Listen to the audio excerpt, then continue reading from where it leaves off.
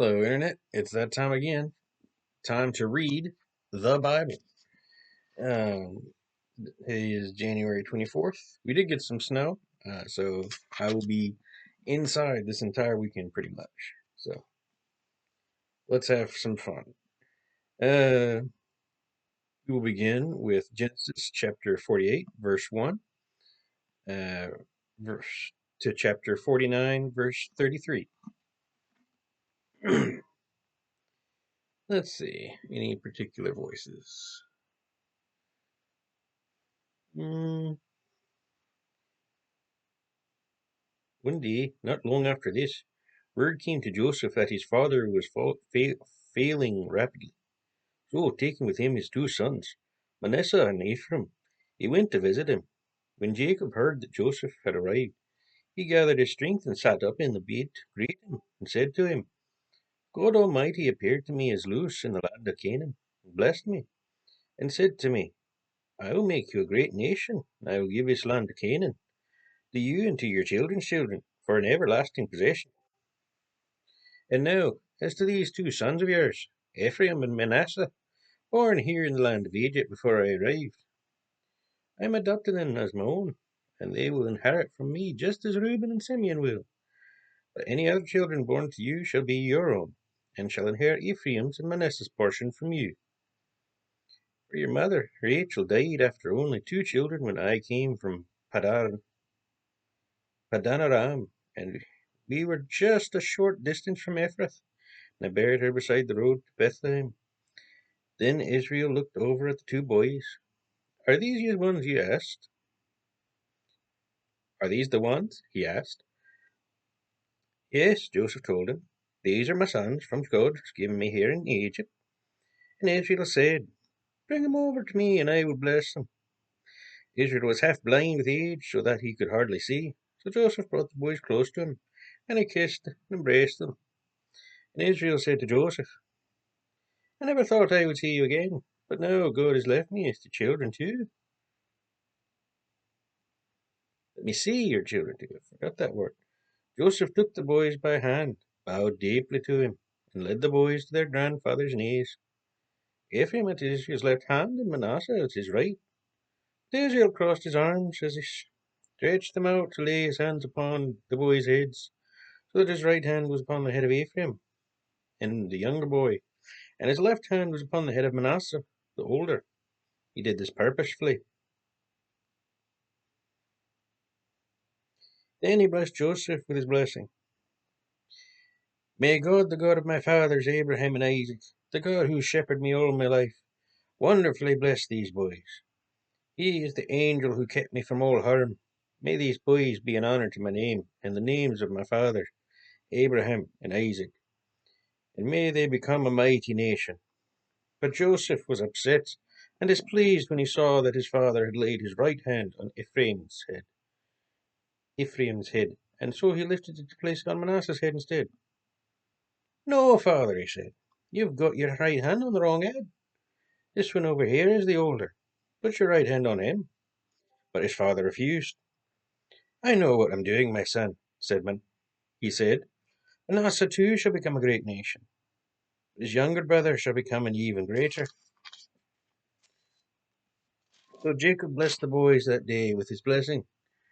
May the people of Israel bless each of you. Excuse me. May the people of Israel bless each other by saying, God make you as prosperous Ephraim and Manasseh. Note that he put Ephraim before Manasseh.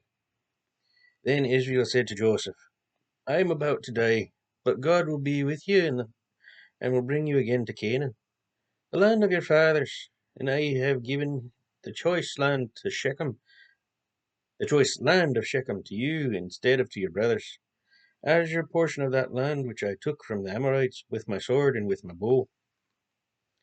Then Jacob called together all his sons and said, Gather around me, and I will tell you that is going to happen to you in the days to come. Listen to me, O sons of Jacob. Listen to Israel your father.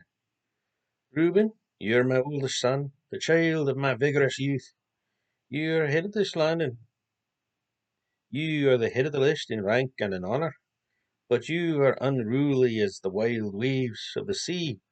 and you shall be first no longer. I am demoting you, for you slept with one of my wives, and thus dishonored me. Simeon and Levi are two of a kind. They are men of violence and injustice. O my soul, stay away from them. May I never be a party to their wicked plans, for in their anger they murdered a man, and maimed oxen just for fun. Cursed be their anger, for it is fierce and cruel. Therefore I will scatter their descendants throughout Israel. Judah, your brother shall praise you. You shall destroy your enemies. Your father's son shall bow before you. Judah is a young lion that has finished eating its prey. He has settled down as a lion. Who will dare rouse him? The scepter shall not depart from Judah until Shiloh comes, whom all people shall obey. He has chained his steed to his choicest vine, and washed his clothes in wine. His eyes are darker than wine, and his teeth are whiter than milk. Zebulun shall dwell on the shores of the sea, and shall be a harbour for ships, with this borders extending to Sidon.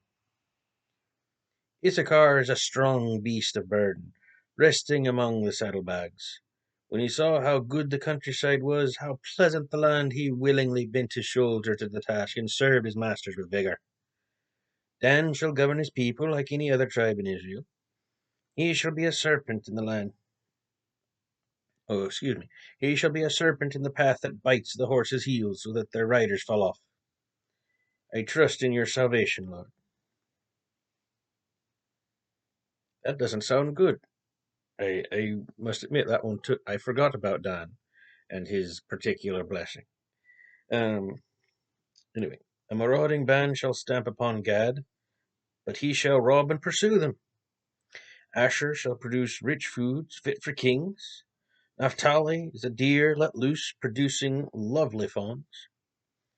Joseph is a fruitful tree beside a fountain.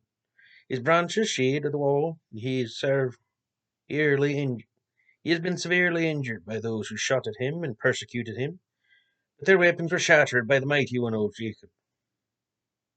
The shepherd of the rock of Israel, may the God of your fathers, the Almighty, bless you with blessings above heaven and the earth. Excuse me. Bless you with blessings of heaven above and of the earth beneath.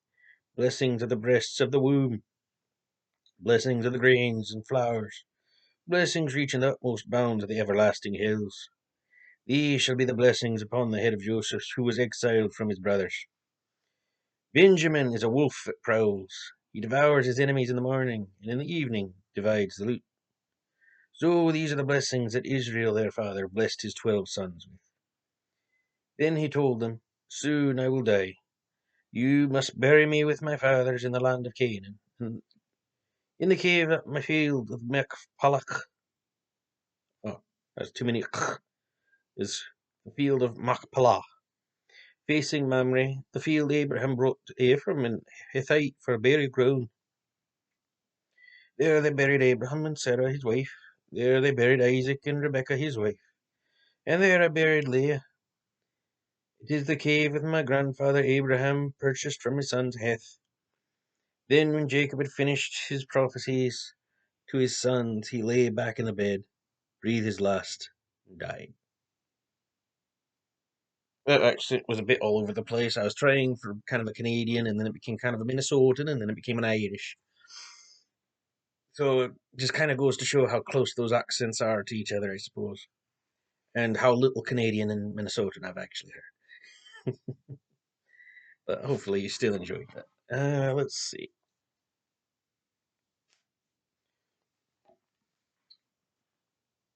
Now we will read Matthew chapter 15, verse 29 to chapter 16, verse 12.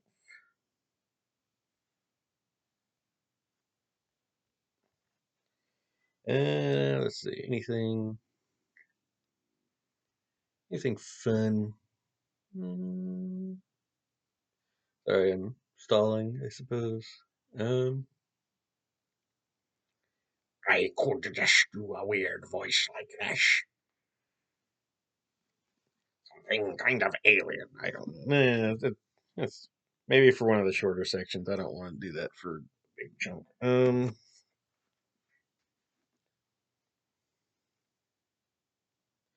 I can't decide, so I guess we just do normal.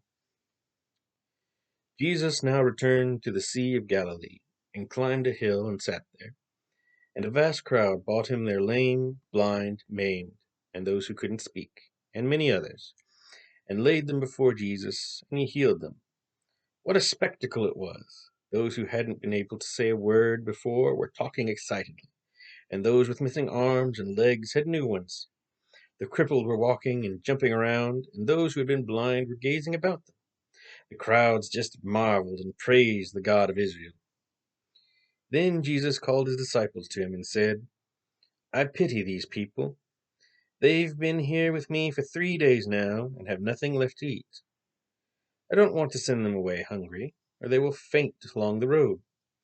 The disciples replied, And where would we get enough here in the desert for all this mob to eat? Jesus asked them, How much food do you have? And they replied, 7 loaves of bread and a few small fish. Few small fish. Then Jesus told all of the people to sit down on the ground, and he took 7 loaves and the fish, and gave thanks to God for them, and divided them into pieces, and gave them to the disciples, who presented them to the crowd, and everyone ate until full. 4,000 men, besides the women and children, and afterwards the scraps were picked up, and there were 7 basketfuls left over. I didn't realize the two feeding of people miraculously stories were so close together in Matthew. I think it was like last session we read about him feeding 5,000, I think it was, and now he's feeding four. Um, or maybe it was like a session or two ago. I don't remember, but I feel like it was recent.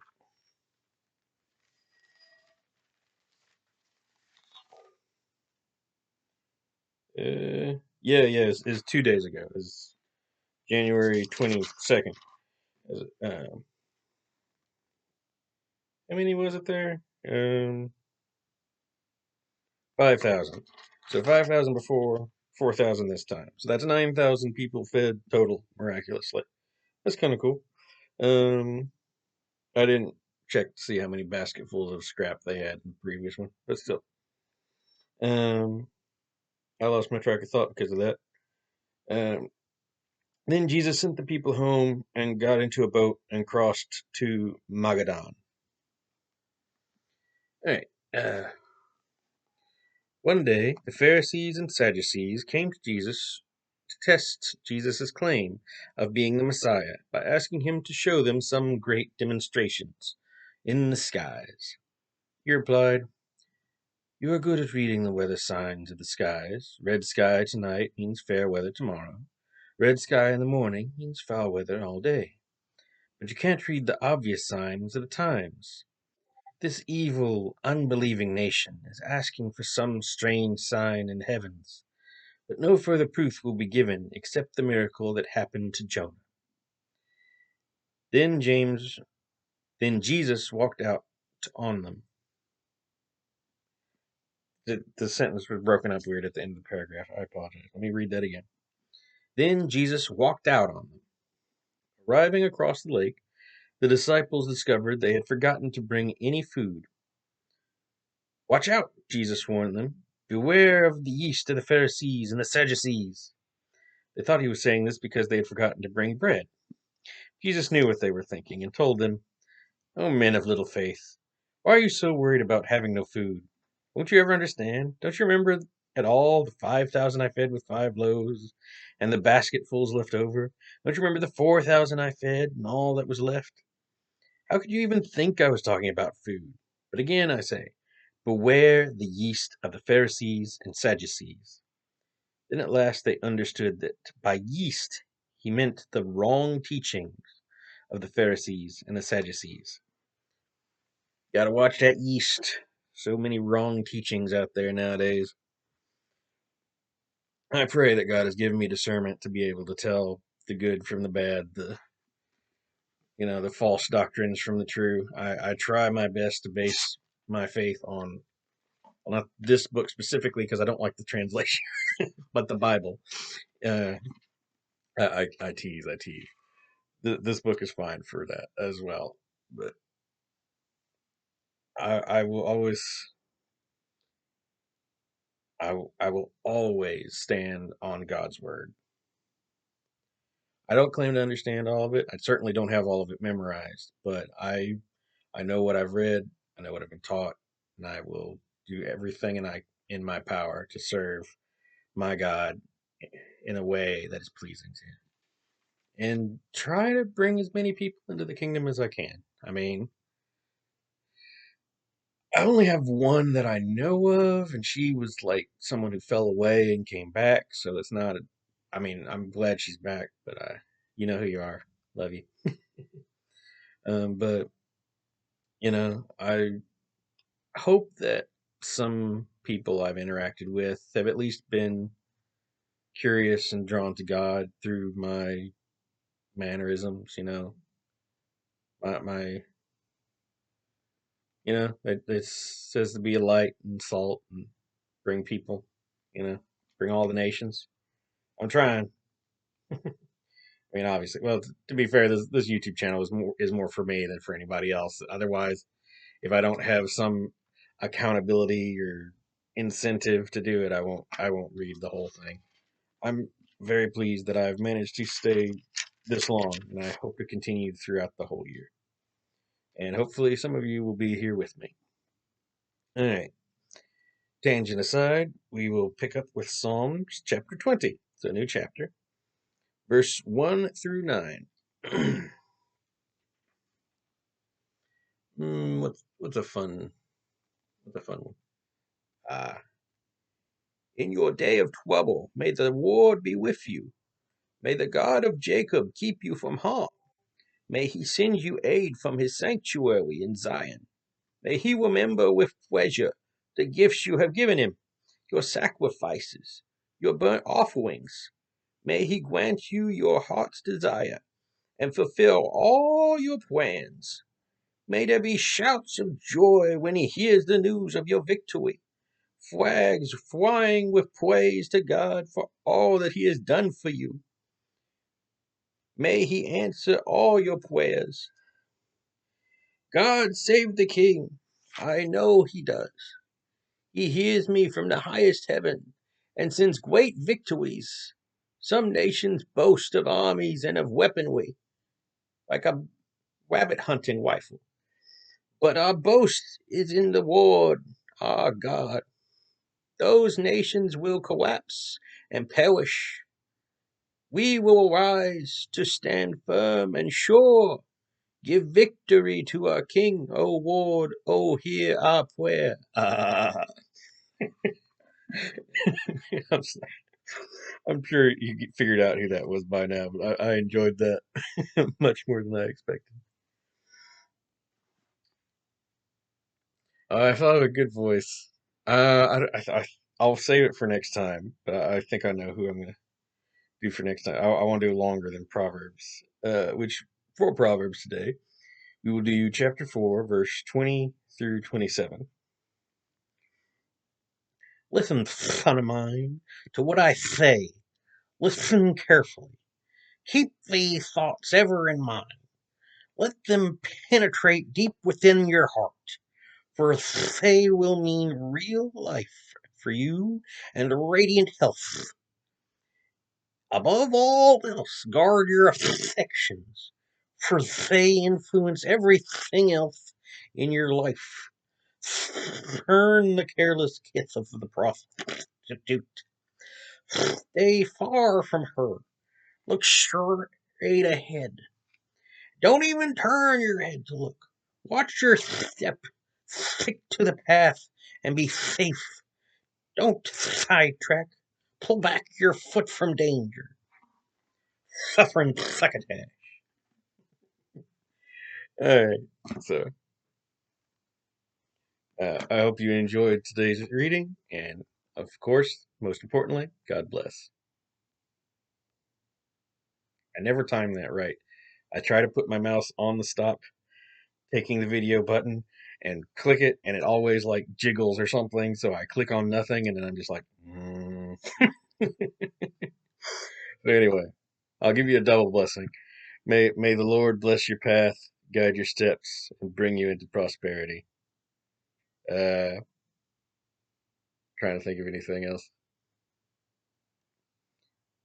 Yeah, that's pretty much it. Shalom. I know that's peace in Hebrew. So shalom. God bless.